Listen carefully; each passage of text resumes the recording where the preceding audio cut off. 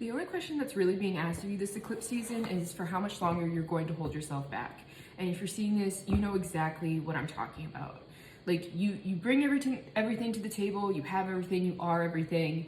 It's just like, when are you going to embody it? It's been this like back and forth of realizing who you are. Interesting, I've got Dream World at the back of my deck. This has to do with past lives. It also has to do with where this is a building that doesn't have any windows or doors on it. It's creating windows or doors with the power of your mind. That it's, I'm getting like, you may not see a straight shot in what it is that you need to do. And that's sort of where this energy of holding yourself back is that you do have the power to create windows and doors where there are none. That you're kind of worried that like there's no straight path to what you want to do, and it's because you're not meant to be following anybody else's idea or plan for your life besides yours.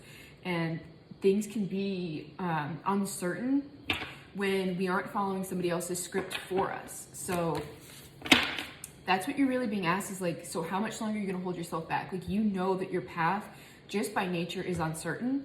So how much longer do you want to stand in this this energy of deliberation? With my Ace of Embers reversed here, this is like a lack of trust in yourself and also a lack of trust in the divine, that you've been receiving divine guidance, but you've been like, I don't know. And it's self-sabotage, because you know what you bring to the table, you know who you are, and you're still like afraid to be seen. You're still afraid to put yourself out there in the capacity that you know that you can. Yeah, with this Eight of Lotuses reversed, you may be having trouble leaving things behind. That's what's kind of leaving you in this deliberation, is that saying goodbye to everything that you've always known.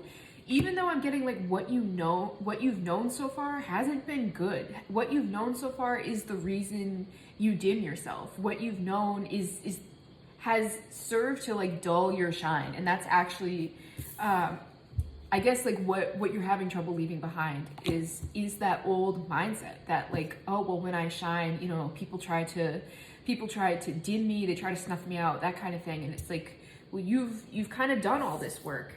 And with my Three of Lotuses here, it's like you've done this work. It's just this final step of leaving everything behind.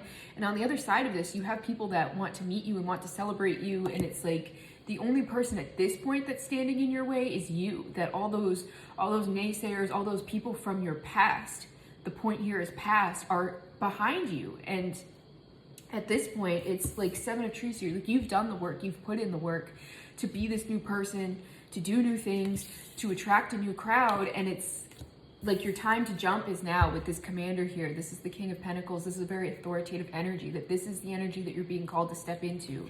And it's being blocked with this inability to leave behind the past. And it's not wrong to grieve this. It's definitely difficult to go out on your own, to make changes on your own, to be the version of you that you know in your heart to be, especially if you haven't had people behind you to support you, which is what I'm getting with this, is that it's leaving everything you've known behind. But it's not like the things that you're leaving behind were there to support you anyway. It's this energy of illusion that you're kind of scared to release. Yeah, where I have this pelican here. This is the gatekeeper to the spirit plane. That this is sort of the threshold that you're at. That to get the keys to the other side is that you have to purge this. You have to leave these things behind. Whatever karmic patterns, whatever karmic cycles that are being asked to be left behind you. You're facing that down now. I'm getting that like the full moon was a big release for this. Was a big release for anything that doesn't serve you. Yeah, you're going to be releasing indecision. You've just been feeling the weight of your responsibilities here with this Ten of Embers, that it's like, oh, this is kind of what it is that it's not that you want to hold on to the old, it's just that facing down the new, it's like, oh my God, I'm really here. Oh my God, I'm really this person. It's like, oh, it's not even like I have to, it's like I get to step up. And you're feeling like this new version of you is going to come with a lot of responsibility. But the whole idea is that like you think your past didn't require a lot of responsibility for you. Like, at least now, you know, you can shine. At least now you can be fully you. At least now you have people supporting you. And it's like you're not really seeing what's on the other side because you're projecting this past energy into the future. And you're seeing this like as if it's going to weigh so much more. And it's like you've already mastered that realm of responsibility of making things happen for yourself, of, you know, like you've done all of this work to put yourself on a pedestal, to put yourself into this position with a platform here. And this Two of Birds reverse is telling me that you're about to have some clarity incoming, especially with all these releases.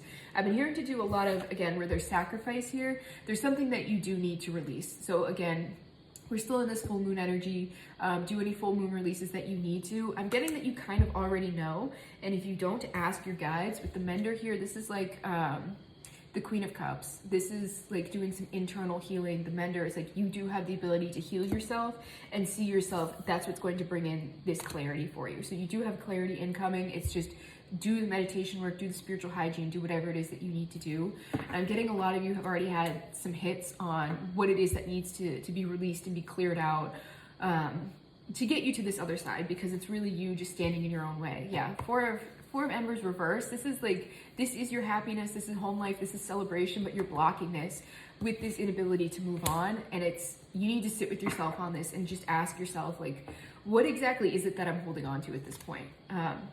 Because it is just this element of self-sabotage, and you have like this excitement incoming. You do have excitement available to you. It's just releasing these old outdated mindsets of like, if I jump, I'm going to fall.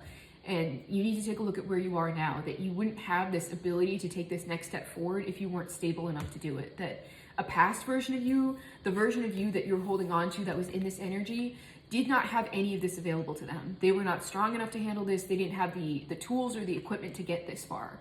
You do, and you've gotten this far and you're facing this down. And the fact that you have this challenge alone, this new big step in your life, that's proof in and of itself that you're ready for whatever's coming next. So if this resonates with you, let me know. If you'd like your own personal reading with me, you can head to the link at the top of my page. They're in my Etsy shop. I also have meetings available now, because some of you have just wanted to reach out and speak with me with things that don't really have to do with tarot, but if you want tarot added to that meeting, you totally can. There are a few different options available, anywhere from like 15 to an hour. 15 minutes to an hour, so whatever works for you, you can check that out. And also go take a look at my Substack while you're there. Thanks, guys.